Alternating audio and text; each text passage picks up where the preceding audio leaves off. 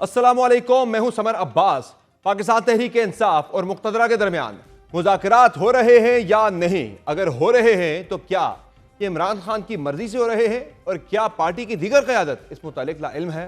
یقینی طور پر سوالات ابہام سے بھرپور ہیں، لیکن ان سوالات میں ابہام کا جواز بھی خود تحریک انصاف نے ہی فراہم کیا ہے، جب مختلف معاملات پر پارٹی کیمپ سے ہونے والی بیان بازی اور موقف نے کنفیوژن کو پیدا کیا ہے۔ مائنز اور منرلز بل سے متعلق تو غیر یقینی صورتحال تھی، اس کا بظاہر ڈراپ سین تو گزشتہ روز ہونے والے سیاسی کمیٹی کے اجلاس میں ہو گیا، جب اس متعلق فیصلے کو عمران خان کی رضامندی سے مشروط کر دیا گیا۔ لیکن ایک اہم معاملہ ابھی بھی حل طلب ہے، اور اس متعلق بھی پارٹی کیمپ میں تضاد اور تقسیم واضح دکھ رہی ہے۔ اسٹیبلشمنٹ سے مذاکرات سے متعلق گزشتہ ہفتے پاکستان تحریک انصاف کے سینئر رہنما اعظم سواتی نے حیران کن انکشاف کیا تھا کہ ان کو عمران خان نے خود مقتدرہ سے مذاکرات کا مشن سونپ دیا ہے، اور وہ مسلسل اور مستقل طور پر یکسو ہیں کہ وہ اس مشن پر کاربند ہیں، اور جلد ہی اہم پیش رفت بھی ہو سکتی ہے۔ ہم آج پارٹی سیکرٹری جنرل سلمان اکرم راجہ کے بقول اعظم سواتی کے ان دعووں کا پاکستان تحریک انصاف سے کوئی لینا دینا نہیں، اور وہ جو بھی اور جس سے بھی مذاکرات کر رہے ہیں ذاتی حیثیت میں کر رہے ہیں۔ ایسا کچھ نہیں ہے، یہ سواتی صاحب اپنے طور پہ کوشش کر رہی ہیں، تو یہ ان کی کوشش ہے۔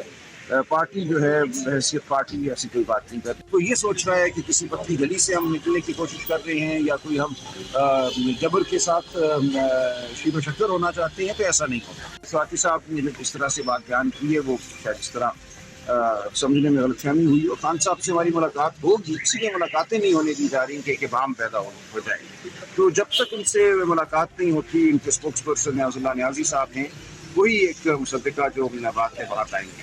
اس وقت تک جو بھی گفتگو ہے ہم سن رہے ہیں، لیکن ملاقات ضرور ہے۔ سلمان اکرم راجہ کا یہ واضح اور دو ٹوک موقف اعظم سواتی کی کوششوں کو کس طرح اور کتنا متاثر کر سکتا ہے، یہ تو چند دنوں میں واضح ہو جائے گا۔ تاہم حکومتی کیمپ پاکستان تحریک انصاف کی اس نئی کوشش کو این آر او مانگنے کی نئی کوشش قرار دے رہی ہے، جس کے بقول پاکستان تحریک انصاف جن سے بات کرنا چاہتی ہے، وہ پاکستان تحریک انصاف سے بات نہیں کرنا چاہتے۔ وہ تو پہلے دن سے کہہ رہے ہیں کہ خدا کے واسطے مجھ سے کوئی بات کر لے، میں بات کرنا چاہتا ہوں، مجھ سے کوئی بات نہیں کرتا۔ یہ تو ان کا بیچاروں کا بڑے دنوں کا نوحہ ہے۔ وہ تو پہلے دن سے کہہ رہے ہیں کہ پلیز میرے سے بات کر لیں۔ اب جن سے وہ بات کرنا چاہتے ہیں وہ ان سے بات نہیں کرنا چاہتے، تو اس میں میرا تو کوئی قصور نہیں ہے۔ اور یہ این آر او مانگنے کی ڈیسپریٹ ایفرٹس ہیں جو وہ وقتاً فوقتاً کرتے رہتے ہیں۔ جو آپ کی خواہش ہے این آر او کی، وہ تو ملنی نہیں ہے۔ منتیں یہ کر رہے ہیں، پہلے تو کہہ رہے تھے کہ ہم اسٹیبلشمنٹ سے بات نہیں کریں گے، جس کو ایبسولوٹ نوٹ کہتے تھے، ان کے یہ پاؤں پڑتے ہیں۔ 1 پوائنٹ ایجنڈا ہے، ان کو صرف این آر او چاہیے اور کچھ نہیں چاہیے۔ اہم بات یہ ہے کہ مقتدرہ سے رابطوں کی ان باتوں کے بعد پاکستان تحریک انصاف کو مزید سیاسی نقصان کا اندیشہ بھی لاحق ہو گیا ہے، کیونکہ پی ٹی آئی جس اپوزیشن اتحاد کو بنانا چاہتی تھی اور اس اتحاد کے ذریعے سڑکوں کو گرمانا چاہتی تھی، وہ منصوبہ کھٹائی میں پڑتا دکھ رہا ہے۔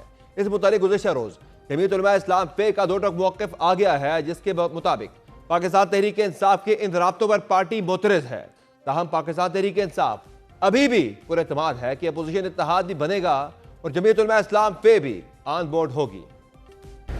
وہ اکیلے جو مرضی کریں، اس بات پہ ہم کو کوئی اعتراض نہیں ہو سکتا، مگر اگر اتحاد میں شامل ہونے کے لیے جو ہے نا وہ خواہش بھی ہو اور اس کے بعد کوئی اس طرح سے کرے، تو پھر یقیناً ہمیں اعتراض ہے اس بات پہ۔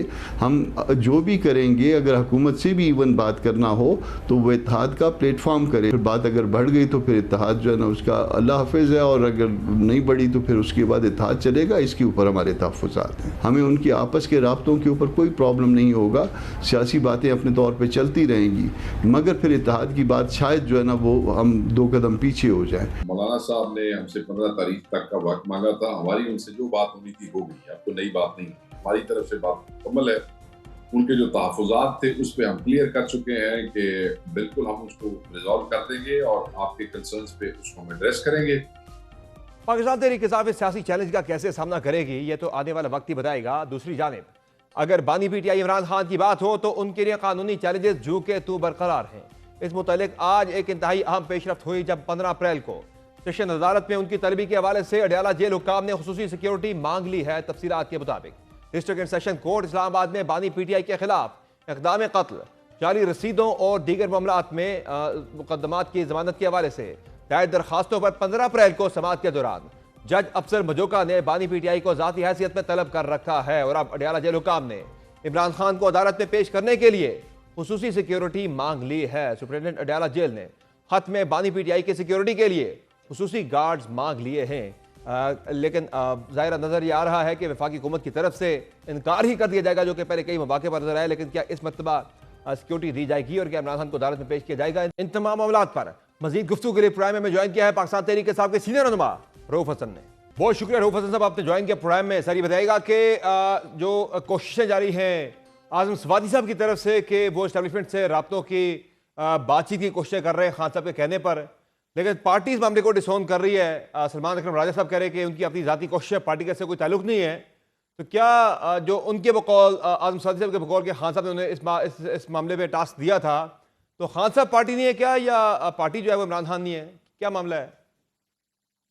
نہیں، ایسی کوئی بھی بات نہیں ہے جو آپ فرما رہے ہیں جناب سمر صاحب۔ سواتی صاحب کوشش کر رہے ہیں، ہماری پالیسی ہے کہ اسٹیبلشمنٹ کے ساتھ بات چیت ہونی چاہیے، میری بڑی کینڈیڈ قسم کی پالیسی رہی ہے، اور خان صاحب نے بھی کبھی جو مذاکرات کا راستہ ہے اس کو بند نہیں کیا، ہمیشہ کھلا رکھا ہے، ہمیشہ بات کی ہے اس سلسلے میں۔ سواتی صاحب جو کوشش کر رہے ہیں وہ اپنی جگہ کر رہے ہیں، لیکن میری ذاتی رائے ہے کہ اس کو پبلک ڈومین میں نہیں آنا چاہیے تھا۔ یہ معاملات جو ہیں وہ اگر آرام سے بیک چینل کے اوپر کیے جائیں تو وہ زیادہ افیکٹو ہوتے ہیں۔ ہماری آج رات کو میٹنگ ہو رہی ہے، میرا خیال یہ تمام باتیں جو ہیں وہ زیر بحث آئیں گی، اور اس سلسلے میں ایک پارٹی پالیسی جو ہے اس کو تشکیل دینے کی ہم کوشش کریں گے آج، اور وہ آپ کے ساتھ شیئر بھی کریں گے۔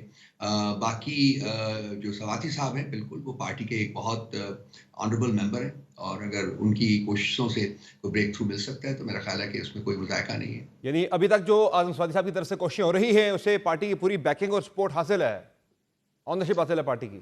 دیکھیے، کوئی بھی بندہ جو ہے وہ پارٹی کے بغیر تو نہیں کرتا، وہ پارٹی کے ایک ممبر ہیں، تو آبویسلی وہ جو کچھ بھی کریں گے اس میں پارٹی کا ایک رول تو ہوگا، لیکن میں نے جیسے کہ عرض کیا ہے کہ آج اس سلسلے میں ڈسکشن ہوگی، بات چیت ہوگی، اور ہم ایک واضح پالیسی جو ہے وہ سامنے لے کے آئیں گے۔